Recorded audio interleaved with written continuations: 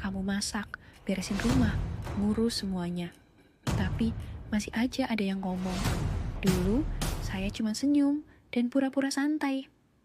Tapi dalam hati saya merasa kelelahan, gak dihargai, dan diam-diam mempertanyakan nilai diri saya.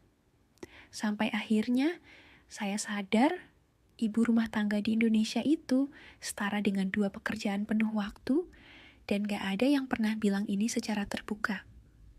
Sebagai full-time bankers, ibu dari 3 anak, dan sekaligus ibu rumah tangga, saya tahu persis rasanya kedua peran itu.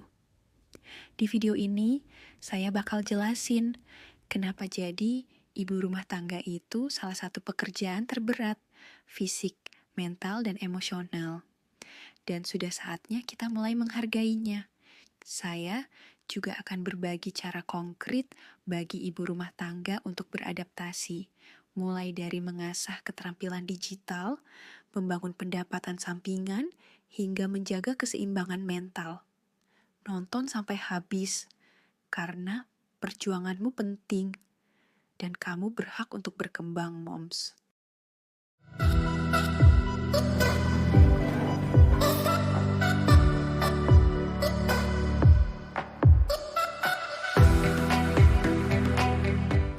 Padahal kita kerja lebih dari full time, tanpa gaji, tanpa cuti, tanpa validasi. Kita bangun capek, tidur pun masih lelah. Muter terus di rutinitas yang gak pernah selesai, tapi tetap dianggap cuman di rumah. Faktanya, perempuan di Indonesia melakukan kerja domestik 3 kali lipat lebih banyak tanpa upah. 40% rumah tangga yang dipimpin perempuan hidup di bawah garis kemiskinan, dan ibu rumah tangga masih berjuang untuk hak dasarnya sendiri. Dan di balik semua diam-diam kuat, banyak ibu yang sebenarnya kelelahan, kehilangan arah, bahkan lupa siapa dirinya sendiri. Jadi, di tengah dunia yang makin cepat dan sistem yang belum berpihak, apa yang bisa kita lakukan sebagai ibu rumah tangga untuk tetap waras, tangguh, dan relevan? 1.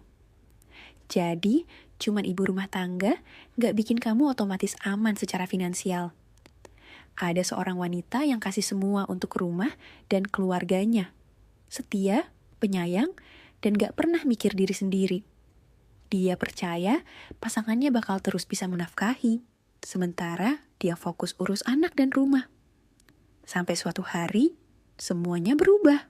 Kecelakaan, kematian, perselingkuhan, kehilangan pekerjaan. Tiba-tiba, wanita yang bisa manage satu rumah tangga gak punya kontrol atas hidupnya sendiri. Inflasi jalan terus, tagihan tetap datang, dan cinta sekuat apapun gak menjamin kamu aman. Karena hal paling berbahaya yang bisa dilakukan seorang perempuan hari ini adalah menyerahkan seluruh masa depannya ke tangan orang lain. Jangan cuma bergantung. Mulai bangun income stream dari rumah, belajar digital skills, dan punya emergency fund. Jangan cuma berdoa untuk stabilitas. Persiapkan dirimu untuk itu.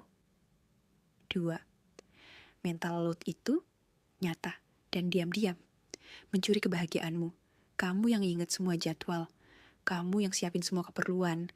Kamu yang multitasking setiap hari. Tapi karena kamu kelihatan kuat, orang mikir itu hal biasa. Padahal semua tab yang kebuka di otak kamu itu gak ada yang lihat. Mental load ini nguras energi, bikin kamu burn out, dan lama-lama kamu ngerasa kosong. Mulailah belajar delegasiin tugas di rumah, minta bantuan kalau perlu, dan izinkan diri kamu untuk rest tanpa guilt. Hanya karena kamu kuat bukan berarti bebannya ringan. 3. Scrolling. Itu bukan rest. Itu numbing. Akhirnya dapat waktu sendiri, malah scrolling. Niatnya recharge, ujung-ujungnya makin capek. Karena yang kita pikir me time, itu seringnya jadi escape, bukan healing. Ganti 30 menit screen time dengan journaling, stretching, atau hal kecil yang bikin kamu balik connect ke diri sendiri. Yang kamu butuh bukan layar lagi, tapi waktu buat jiwa kamu. 4. Kamu butuh ngobrol. Sama orang dewasa, bukan cuma sama anak kecil. Ada hari-hari di mana kamu cuma ngobrol soal diapers, susu, atau nontonin Cocomelon. Lama-lama, kamu lupa rasanya ngobrol serius, atau jadi versi dewasa dari diri kamu sendiri. Kamu bukan sekadar kesepian, kamu underconnected. Coba bikin jadwal ngobrol mingguan sama sahabat, atau join komunitas online buat para moms. Kamu juga butuh social connection. Jadi, ibu bukan berarti kehilangan suara, tapi memperkuat nilaimu. 5. Anakmu gak butuh ibu sempurna. Mereka butuh ibu yang terus belajar. Kita pengen banget jadi the best mom, masak sendiri, mainan edukatif, no screen time, tapi anak-anak gak akan ingat itu. Mereka ingat kamu hadir. Mereka lihat gimana kamu belajar, jatuh, bangkit, dan terus maju. Pilih satu hal aja, kesehatan, mindset, atau satu skill baru. Bertumbuh pelan-pelan, tapi konsisten. Kamu gak membesarkan anak hebat dengan jadi sempurna, tapi dengan jadi manusia seutuhnya. 6.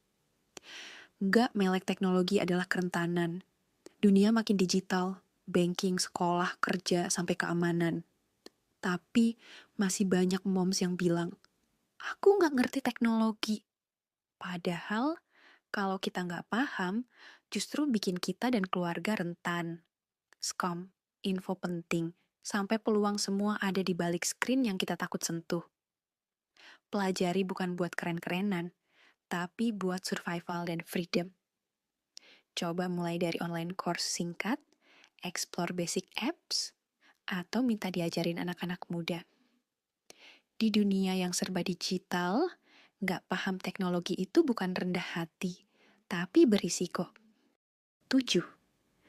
Tradisi bukan aturan mati. Kita dibesarkan dengan kalimat, perempuan itu tugasnya di rumah. Tapi zaman udah berubah. Apa yang dulu relevan buat nenek kita, belum tentu relevan buat hidup kita hari ini. Kalau kamu terus ngejalanin peran lama karena rasa bersalah, bisa-bisa kamu kehilangan potensi terbaikmu. Jadi, bangun versi motherhood yang kamu yakini, yang sesuai dengan value kamu, season of life kamu, dan kebutuhan keluarga kamu. Tradisi itu panduan, bukan penjara. Kamu cermin pertama anakmu. Anak-anak ngeliat cara kamu ngomong ke diri sendiri, cara kamu atur stres, gimana kamu bangkit saat jatuh. Mereka bukan cuma dengar apa yang kamu bilang, mereka tiru apa yang kamu jalani. Jadi, setiap kali kamu show up buat diri sendiri, mereka belajar untuk lakukan hal yang sama. Ngomong yang baik ke diri sendiri, kejar hal yang kamu suka, dan biarkan mereka lihat kamu grow. Jadilah versi dewasa yang kamu harap anakmu tumbuh menjadi dengan mencontohkannya sendiri. 9. Purpose gak perlu nunggu anak besar. Kamu bilang, nanti aja kejar mimpi tunggu anak gede. Tapi kenyataannya, purpose itu gak punya timeline sempurna. Kamu boleh tumbuh, bahkan sekarang juga. Mimpi kamu bukan gangguan buat anak-anak, tapi jadi blueprint untuk mereka. Luangkan 30 menit aja tiap hari buat kamu sendiri, buat nulis, belajar, atau mulai proyek kecil yang selama ini kamu pendam. Kamu gak harus memadamkan cahayamu demi menghangatkan orang lain. 10. Dunia berubah cepat. Kita harus ikut. Remote work, AI, digital learning, income stream yang serba online. Semua berubah super cepat. Dan sekarang, diem aja itu bukan pilihan.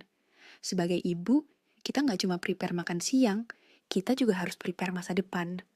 Anak-anak kita akan tumbuh di dunia yang gak bisa kita pura-pura gak ngerti. Stay updated, belajar tentang AI, literasi finansial, digital trends, biar bisa guide mereka dengan percaya diri. Kalau mau anakmu siap hadapi masa depan, kamu juga harus siap lebih dulu. Kamu adalah koki, perawat, guru, konselor, pembersih, akuntan, manajer proyek, dan kadang-kadang negosiator sandera. Semua peran itu kamu jalani setiap hari, tanpa ada yang benar-benar melihat betapa beratnya. Tapi jangan lupa, di balik semua itu, kamu juga berhak untuk berkembang dan mengejar impianmu. Jangan takut untuk bersinar, karena dunia butuh versi terbaik dari dirimu. Menjadi ibu rumah tangga bukanlah pilihan cadangan, itu adalah fondasi. Tapi bahkan fondasi yang kuat bisa retak kalau terlalu banyak menanggung beban tanpa dukungan. Cintai keluargamu, itu wajib. Tapi jangan sampai melupakan dirimu sendiri. Kenyataannya, tidak ada yang akan datang untuk menyelamatkanmu. Bukan ekonomi, bukan suami, dan pasti bukan tradisi. Di dunia yang bergerak cepat dan mudah lupa, satu-satunya hal yang harus kamu lakukan adalah berhenti menganggap dirimu kecil. Kamu bukan hanya seorang ibu, kamu adalah pembangun masa depan. Jangan takut untuk bersinar, karena dunia butuh versi terbaik dari dirimu. Kalau kamu masih nonton sampai sini, berarti kamu tahu, jadi ibu itu bukan peran yang mudah. Tapi sekarang pertanyaannya, kalau peran ini begitu berat, gimana caranya kita tetap waras? Di video selanjutnya, aku bakal bahas hal yang paling sering ditanya. Gimana caranya aku tetap menjaga kewarasan sebagai ibu dari 3 anak? Bukan tips basa-basi, tapi cara-cara nyata dari ibu yang juga pernah di titik nyaris menyerah. Jadi, kalau kamu pengen tahu bagaimana tetap kuat dan tenang di tengah segala kesibukan, klik video berikutnya. Dan kita bahas bareng yuk.